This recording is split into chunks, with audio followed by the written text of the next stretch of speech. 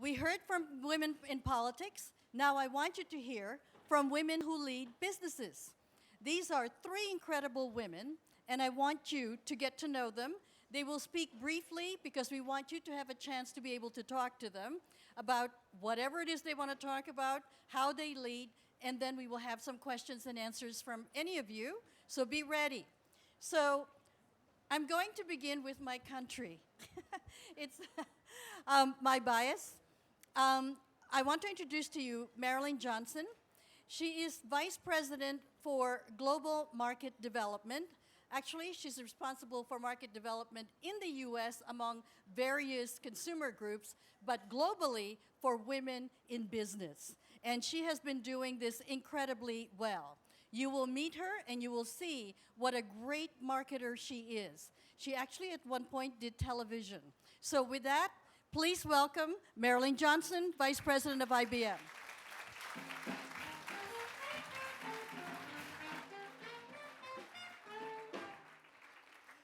I love the staging. Not only do we have a beautiful venue, we have live music and the entertainment. Thank you to those of you that are still with us. I'm going to try to be very time efficient. I just want to tell you some things about my company and why I believe IBM has made a difference in the world for women and what we have planned and what we plan to continue to do. As Irene Natividad told you, I am the Vice President of Market Development. That means I'm responsible for choosing the markets that otherwise may not think IBM is paying attention to their IT spend. But the story starts long before my role. In fact, IBM hired our first woman employee in 1899. Yes, she was in administrative support, but she was paid as a business professional. In 1939, our chairman hired in 34, a female to go hire women specifically, to go to the top key schools in the United States, find the smartest women, offer them the best salary, and bring them into the company. He was preparing for the World's Fair in 1939. He wanted to make sure that we had equal representation and intelligence in our exhibit at the World's Fair, which was held in New York City at that time.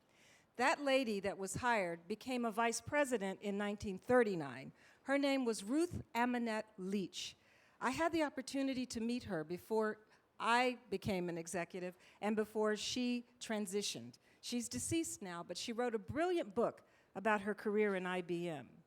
The key thing was our founder, Thomas J. Watson Sr., was insightful.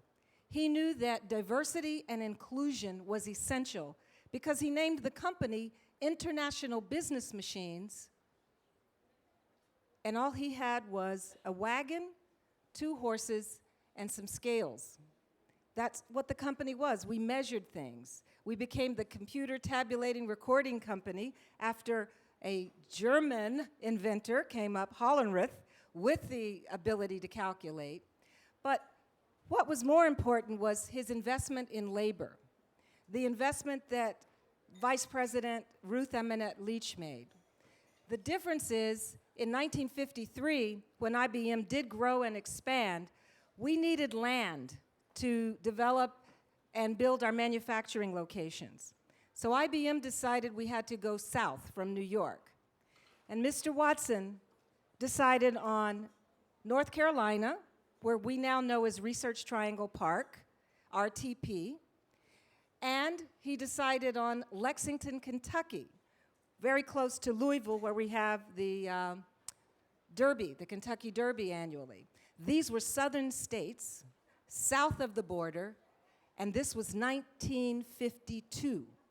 Those of you who have studied American history, you know what was going on in my country in 1950s all the way through the 60s, a civil rights movement. But what our chairman did was authored a letter to the governors of those 2 states and said, at IBM, we do not practice discrimination. We will hire blacks. We will have integrated cafeteria service. We will have integrated restroom facilities. We will have blacks managing whites. We will have women managing men. And we will pay everybody for the job that they do on a pay scale. This was groundbreaking because he leaked the letter to the press so that those governors, being politicians, if they wanted to be reelected, they would not sacrifice those jobs and the payroll tax that would come along with the thousands of employees that he planned to hire from the general location. That 1953 letter to governors became an internal policy at IBM, equal pay for equal work. That was 57 years ago. The reason I know is because that's the year I was born. And I'd like to think that my chairman at that time was preparing for me to stand here before you today. He made an investment in talent and continued to make sure that we had policies to be inclusive. My job is to market to women, to make sure that you understand we value your business leadership. When I took the job in 2004, I did it because I was passionate about opening up doors for women in the IT industry. And I did an internal inspection. I asked our HR team, well, what % of our executives are women? If I'm going to go out and sell to executive women, I need to know where I stand. I also asked what % of our spend was with women. How many suppliers are females that we're giving billions of dollars to help us run our company? And we developed a troika, an alliance between HR, between marketing, and between procurement, that all three of us would measure ourselves on the incorporation and inclusiveness of diverse talent. So not only do we hire, promote, retain, and educate women, we spend and measure that money, how much supplier revenue goes to women, and I get measured on a quota of how much revenue I drive or bring into the company. We call those green dollars. So my job is really to continue to grow the revenue, but to just target a specific market segment. In some markets, like specifically the United States, I target Asian-owned businesses, whether it's male or female, Black-owned businesses, if they've defined themselves that way with Dun & Bradstreet, Hispanic-owned businesses, Native American businesses, as well as women.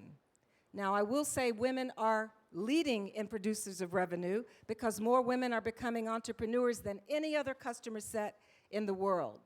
But my legacy at IBM was to get the internal executives, a few very smart men, to realize that this investment was not being benevolent. This was going to determine the future of our company. And I told them, women aren't just formidable in the United States. Women are powerful all around the world. So I moved from being United States or the Americas Vice President of Market Development to a global VP role, and the first step was with women. I'd like to then say, I'm getting funding. I haven't seen my fall plan yet, but we're moving more towards marketing to indigenous people or people that have been disenfranchised because of colonization. Afro-Brazilians, the Japanese population in Brazil, the indigenous people, aboriginals in Australia, and the same as far as immigrants where you have a large population in a company.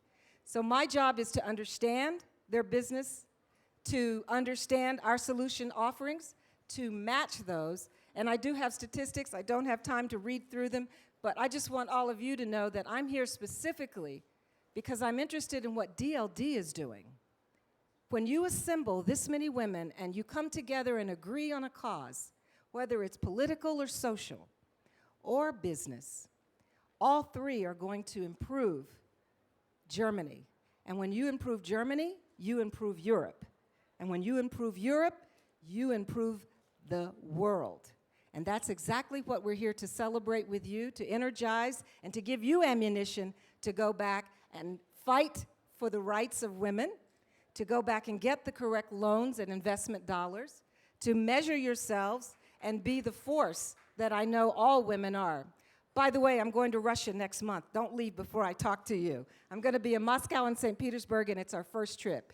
And we started in China. We've worked our way through Vietnam. I can't wait to get to Kuala Lumpur, my favorite city in the world. I love the shopping. We've been in Europe. We're in the Americas, Latin America. We've been to 4 countries, and we can see a difference when we go establish relationships with the local IBM team. I'll be up here for your questions. Thank you very much for your attention.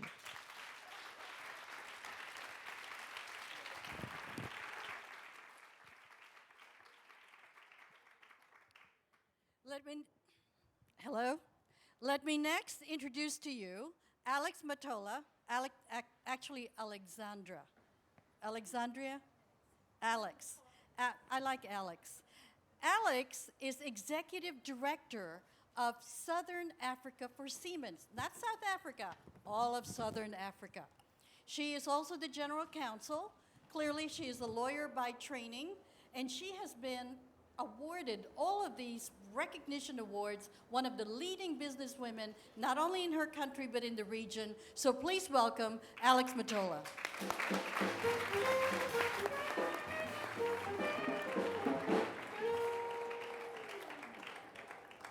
I want you to imagine with me a very well-known date in South Africa, June 16, 1976. That is a date in our country that revolutionized South Africa. What many people don't realize is that at the front of the revolution was not only young people, but it was women. 100 years ago, it was South African women who decided to take up bands and protest against the past laws and demand the right to vote. And that has always been the cornerstone for the basis of the growth in South Africa. The constitution of the country has a provision that protects women and that provides against discrimination against women. Now, why am I starting a corporate presentation with that? I think that underlines one fundamental element, is that change is in the hands of those that want it. People will not generally donate things to you. I think, therefore, as women, we must continue with forum of this nature, because it is through continuing to talk about the need for change that we will see more and more change. Because South African women chose to stand up, we have seen the South African business landscape change significantly from 1994. 30% of cabinet positions in South Africa are held by women. But what is interesting is 28% of senior managers in South Africa are women. 13% of directors on JSE-listed companies are women. But what for us, to you, these may seem like insignificant figures. But what is important is that we have seen a 25% increase from 2004 to now. So that says that in Africa, there is the continuous effort, even within corporates, to make sure that women are given equal opportunity. But what are the key levers for change in a corporate environment? I think the first issue is the tone from the top. Leadership determines the tone of any business. And I think when leaders play quiet and deal with issues as non-issues, the business takes on the same type of mentality. There is a concept called an inarticulated premise. It is a premise that says people have a culture, people have a socialization, people have a way of thinking that is informed by the manner in which they were raised. And so when they come into business, even though they may not articulate the premises upon which they come from, these premises will inform the decisions that they make. And if a person has an inarticulate premise that says women are not assertive enough, even though they do not articulate that view, it will inform the type of placements that they do. And therefore, in Siemens, what we've decided is to set a strong tone at the top of leadership that talks about the need to have diversity within the business. And also to look at systems where we can talk about these inarticulated premises. Some people talk about them as unconscious biases. There is a need for businesses to talk about them. You may not necessarily change where people come from, but what you have an ability to do is to make people conscious of the type of prejudices that they have. Because if you're a manager who wants to succeed, you will then say, what steps must I take? What levers must I pull in order to make sure that I eliminate this? It is said that business isn't the business of forecasting the future. We're involved in constant calculation. And that calculation necessitates that we look at gender balance, because more and more women are getting educated. We had a figure from the Minister of Labor in Germany saying about 65% of university graduates are women. So any business that's in the business of forecasting the future has to realize that if it is in a business of sustainability, it has to start looking at innovative ways of addressing women issues. I think the other issues that at corporate we are looking at, and that is material, is the issue of mentoring women and coaching women. Because we have not had many executives, I think you need to have somebody who holds your hand and who shows you how to deal with it. But I'll share with you my personal story. The coaches in my life, my mentors, have been men, all of them. And I share that because they achieving gender balance is not about women outshining men, but it's about giving women who have a power of choice the ability to succeed when they need to. And we need to be able to tap into the people that have been there, that have done it, and that have succeeded. So at forums like these, I think there's an opportunity to call on business leaders and engage with them continuously in order to gain the support. And lastly, I think doors may be open for you and doors may be open for me. But at the end of the day, individual accountability determines individual success. And I think there's a lot that remains to be said, that whilst the opportunities are presented to us, we individually then have the responsibility to put our shoulder behind the wheel. And for women, I think authenticity is the key. We ought not to allow people's perception of how we should behave dictate the type of directors and executives that we are. We should learn, and I think this is us encouraging women to be comfortable under their skin and to support leadership that is relevant for women, not adopt leadership in order to cater what are the prevailing norms. And I think we have an opportunity to really change and direct the path with the decisions and the actions we take.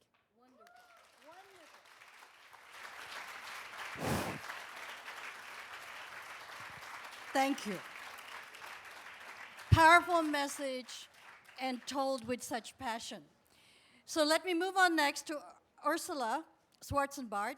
She is head of global diversity for Daimler, one of your biggest companies here in Germany.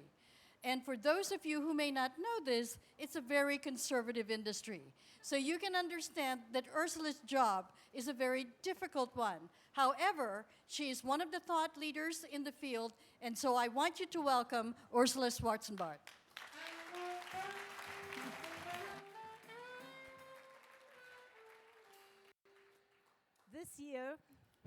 This year we are celebrating 125 years car building. And do you know who was the first person ever who rode a car? It was a woman.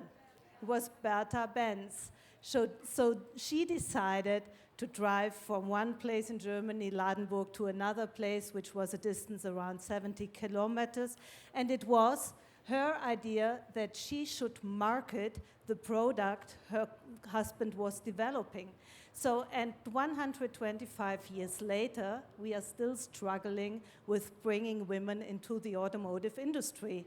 Not only because women don't want to be an engineer, but also because it is, in fact, a very conservative industry.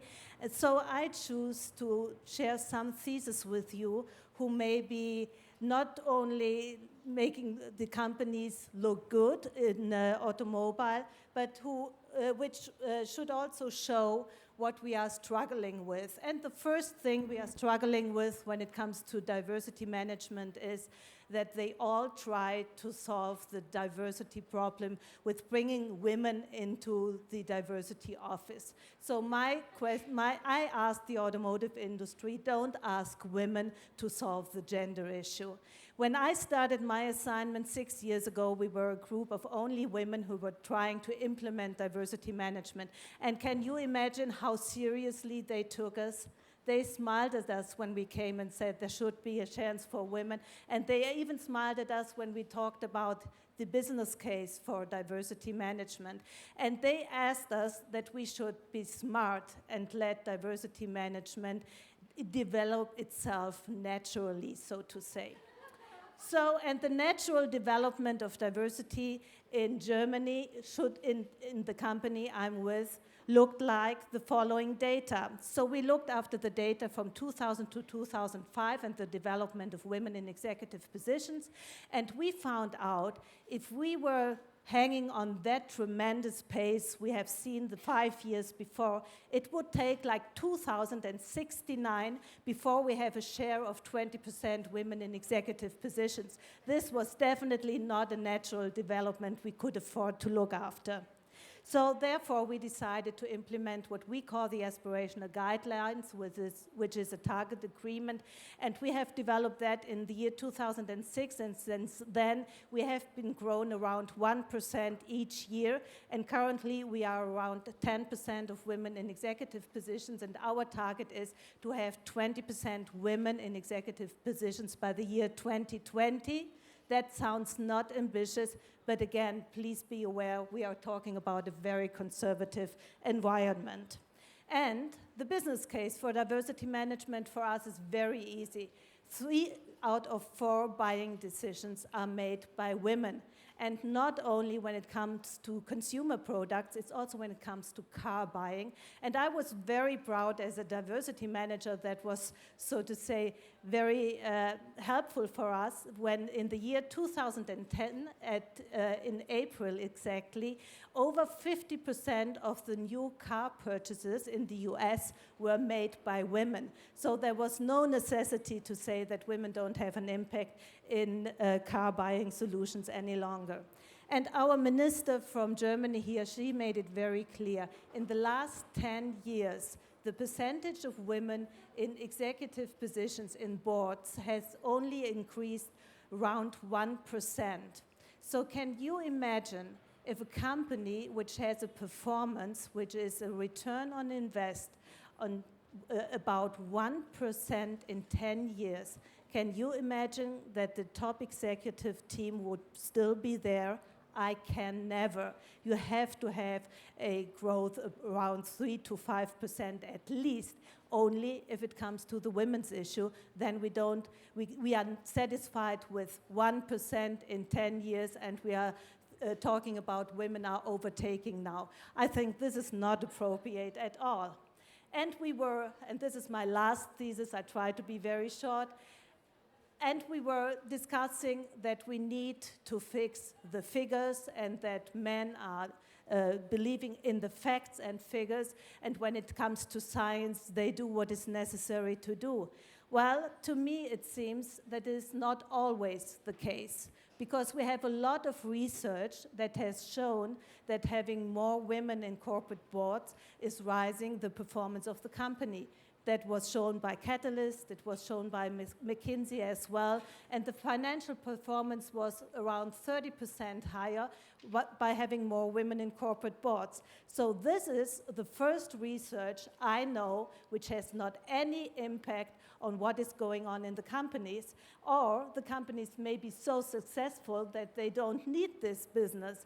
So I think we definitely have to overcome and look after a different approach to this kind of facts and figures, and also to convince top management, but not only top management, also the middle layers in management, which are even harder to overcome. So from my perspective, I would say we are not having in Germany a conceptual problem. We are not having an implementational problem. We are having the problem that there is no will to execute. And we definitely are losing talent because we are not executing. Thank you.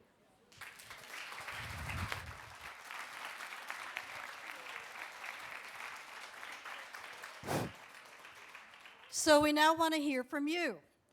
Any questions, comments that you may have? Anybody? There? Are you getting up to ask a question? Yes, good. I can't see from here. First, thank you to all the speakers in this presentation, the previous one, and all day. You've been fantastic. Thank you also to the conference organizers. My name is Rebecca Norlander, and I am a technologist and a computer consultant, and I have been an executive for the last 20 years in the computer industry. And my question is, you guys keep asking for and talking about having more women in board positions. How do we find out how to participate in those board positions? How do we, you have 600 conference attendees, at least 500 of them are women, and so I'm sure there are qualified people that could serve on boards both in the US and across the world. How do we get involved?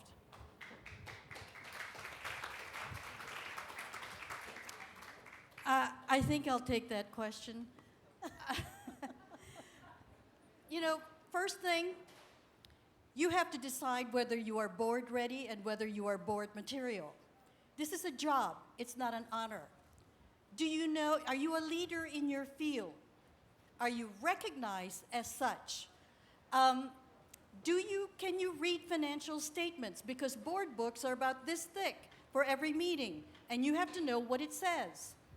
Are you prepared to add that to your regular job? Do you know somebody right now who's already on a corporate board with whom you can talk to? So you can find out specifically not only about board openings, but also about what the tasks are. So after you've done that kind of self-assessment, clearly you should make it known that you're interested in a board seat. A lot of women, including top executives, say, I'm top in my field, surely somebody would know that, they would pick me for a board. That is not true. They don't know you're interested in a board seat, so you have to make it known. Make it known to headhunting firms, make it known to people who are already on corporate boards, male or female within your own network. Thirdly, make yourself visible. This is easier said than done. A lot of women have achieved, and they think somebody else knows it. No, they don't.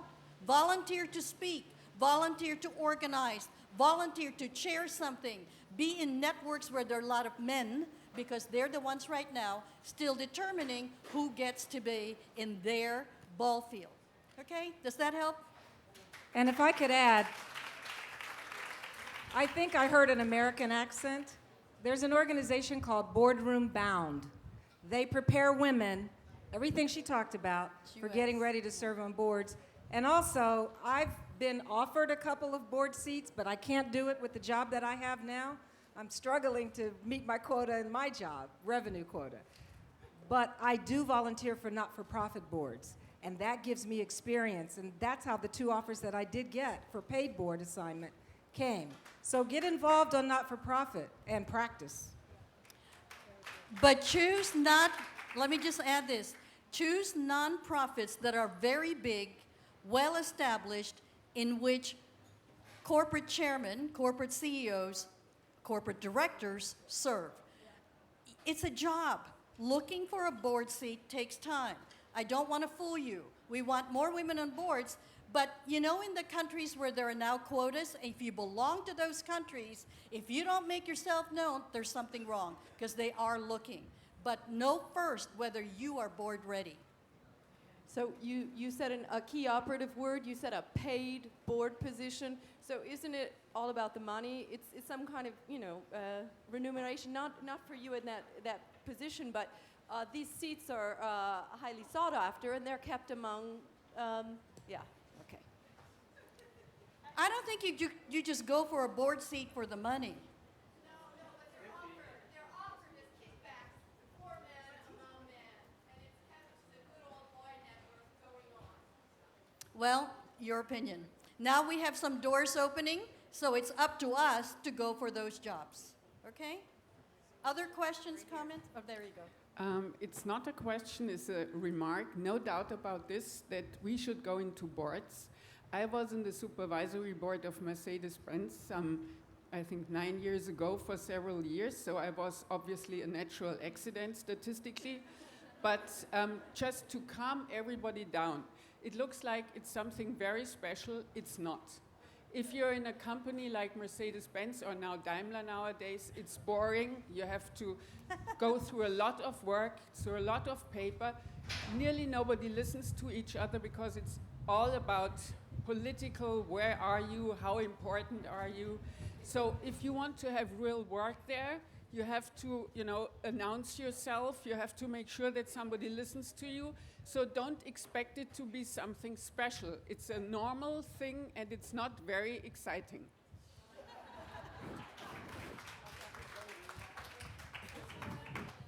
I would definitely agree that it is work to be on a corporate board, and I would definitely agree that you have to get your work done, and that if you want to be part of a discussion, it's of course, if it comes to a high-ranking board, it's about politics. I don't agree that it is boring. It's not boring at all. It's interesting, and if you understand the rules which are going on there, then you have the opportunity to shape something. And I think it is worthwhile, and I really feel bad if you say that you have been a natural accident, so to say, statistically an accident. But I think, you know, we as women having the opportunity now, and the opportunities are growing. And I hope we will not only have one woman in a corporate board. Currently, we have 2 women in our corporate board. And I think the more women we gain, so the more equality we get concerning the gender in the corporate board, it will change also the attitudes there. And I think it is always a problem if we have a gender representation, like having 1 man sitting with 8 women together, or vice versa. And I totally agree to you that it's not boring in a sense of that you sit there and, well, I was in the supervisory board, so that is a different thing to if you are in a daily business.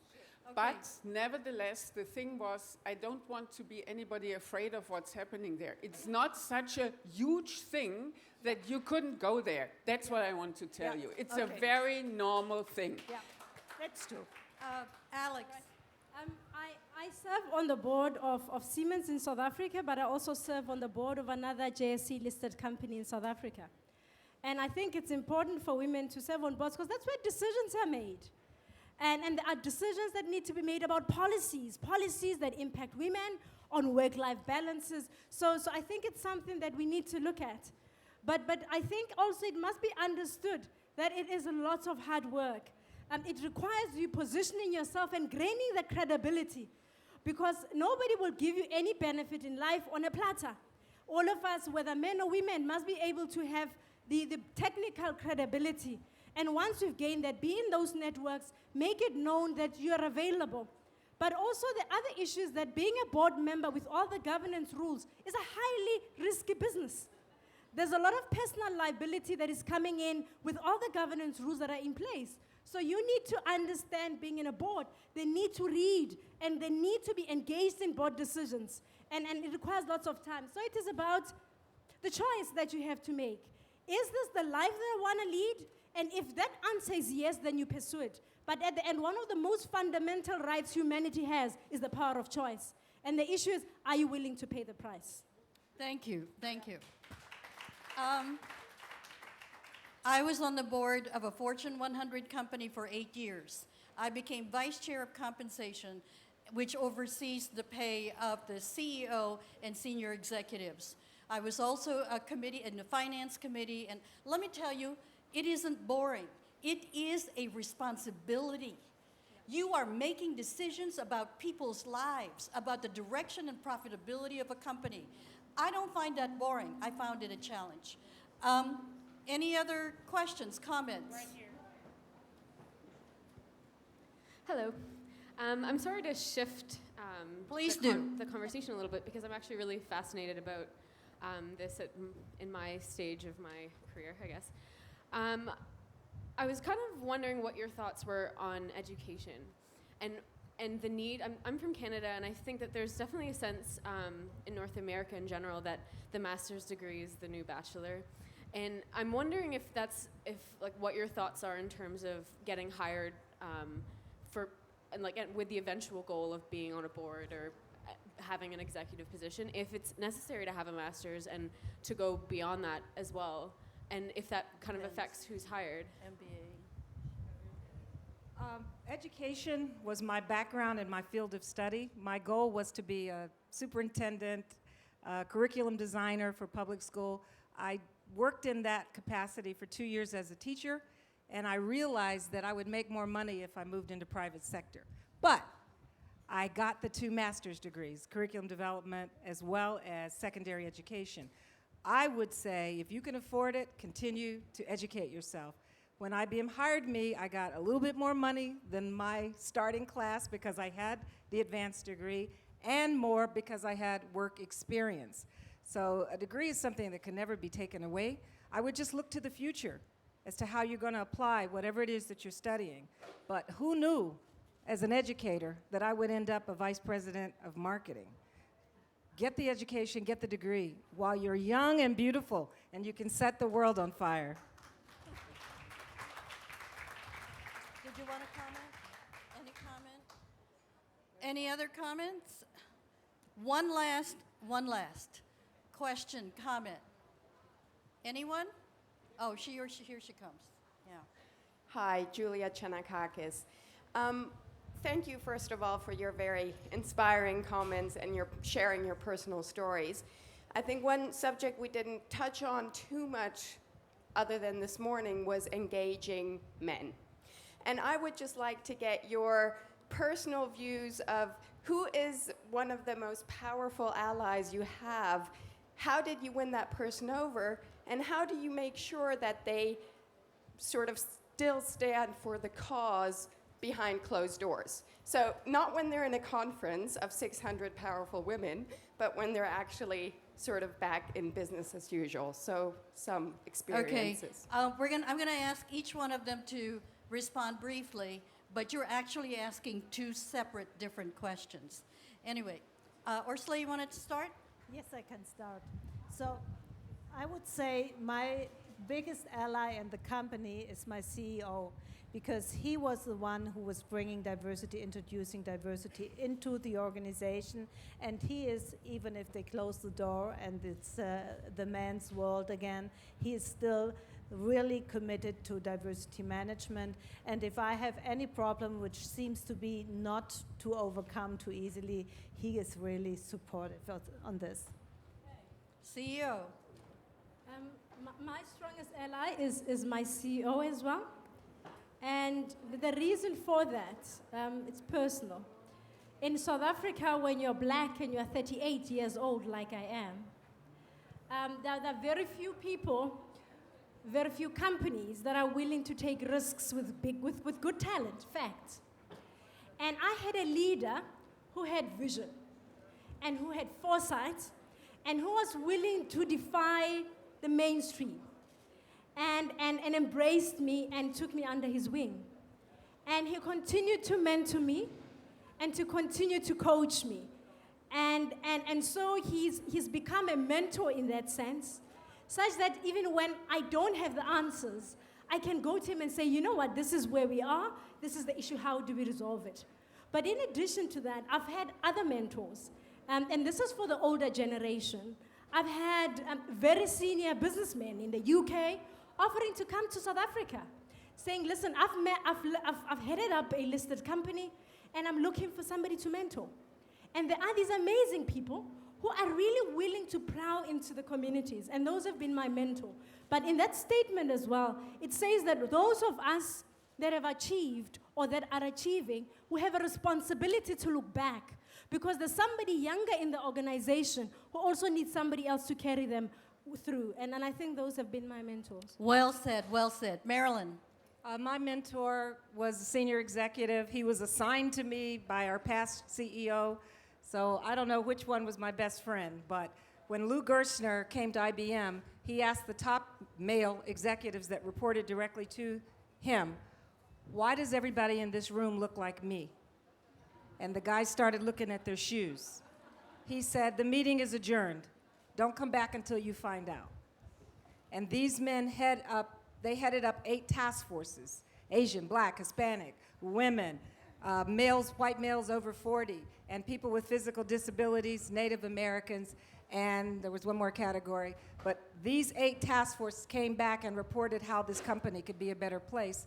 And I'm a result, because each one had to deliberately seek a talent in their organization and identify that person as their mentee. So my mentor groomed me for executive. And I felt like sitting in the drugstore in Hollywood and being discovered. I take you, come with me. And the doors opened up, and that's how it happened. Right place, right time, I was ready.